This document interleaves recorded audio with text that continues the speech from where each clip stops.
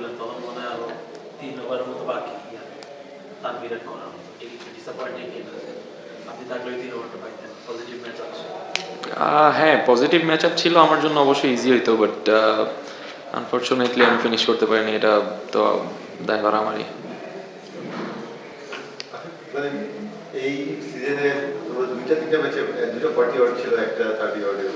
জিনিসগুলো বড় হচ্ছে না, যেহেতু সিঙ্গেল ফিগারে আউট হয়েছে সেটা তো হলো। যে জিনিসগুলো মানে 20-30 ওভার হলো সেগুলো বড় হচ্ছে না কেন? কোন জায়গাটা এমন হচ্ছে যে আসলে আজকের দিন বাদে ম্যাক্সিমাম ডেতে দেখতে গেলে দেখবেন আমি ব্যাটিং করেছি 5 নাম্বার 6 নাম্বারে। তো এই অর্ডারে আমার মনে হয় না 70-80 করে করা পসিবল ডেইলি। তো আমি ইম্প্যাক্ট রাখার চেষ্টা করেছি যতটুকু সময় পেয়েছি ওই সময়গুলোতে।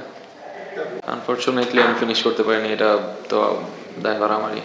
কোন জায়গায় মনে হলো যে রান চেষ্টা হেরে গেছে?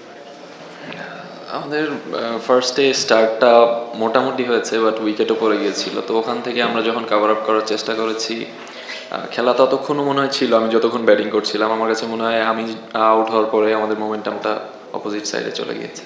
আপনি যখন ক্যাপ্টেন মিরাজ একটু শাফলিং করছেন কখনো উপরে কখনো নিচে, ওনার ব্যাটিং পজিশনটাকে ওনার পারফরমেন্সের উপরে একটু এফেক্ট করছে মনে হয়? এটা আসলে মিরাজ ভাই অ্যান্সার দিলে ভালো হবে। আর তাছাড়া আমাদের টিম ম্যানেজমেন্টের সাথে ডিসকাস করে এই শাফলিংগুলি হচ্ছে। তো এটা totally up to team management.